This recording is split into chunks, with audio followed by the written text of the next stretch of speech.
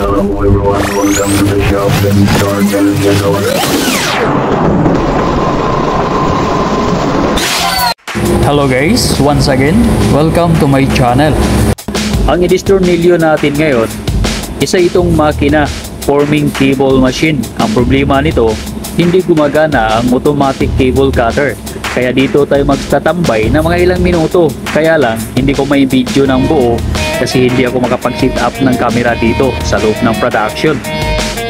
Dito sa bilog na to, dito naka-set up ang cable cutter.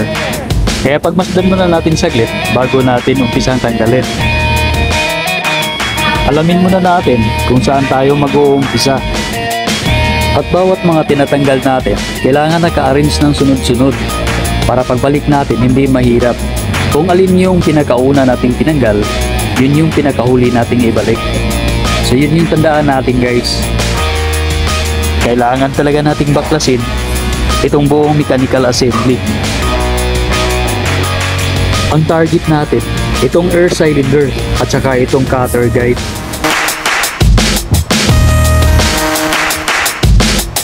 Tapos, i-exercise natin itong cutter guide.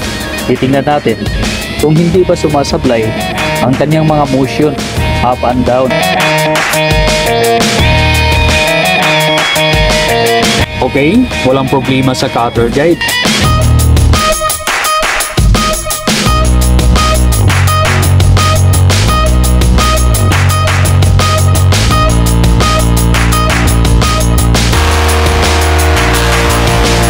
Next, tatanggalin natin itong pneumatic air cylinder.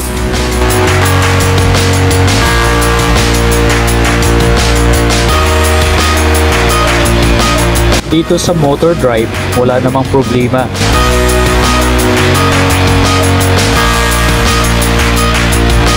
Okay, nabaklas na natin lahat ang mechanics ng wheel cutter system.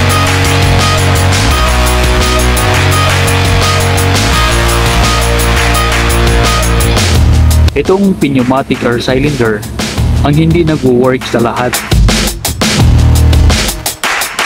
Ang ating gagawin ay recondition natin ang piston. Papalitan lang natin ng bago ang magkabilaang air seal. Okay, kumpleto na ang lahat. Ngayon ibabalik na natin.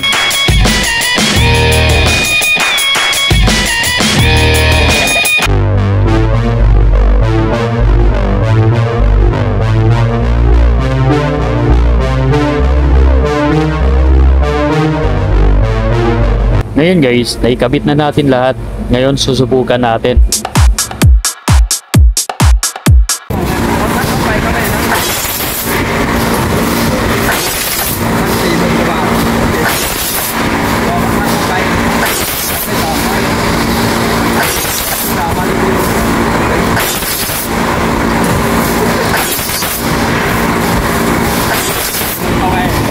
Hanggang dito na lang po at maraming salamat sa inyong panonood at sana nakakatulong po ako sa inyo kahit kunting kaalaman. Basta huwag kalimutan, ito ay basic troubleshooting lang.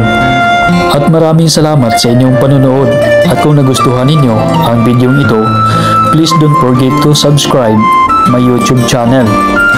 Like, shares, and bell buttons. Maraming salamat. Bye-bye!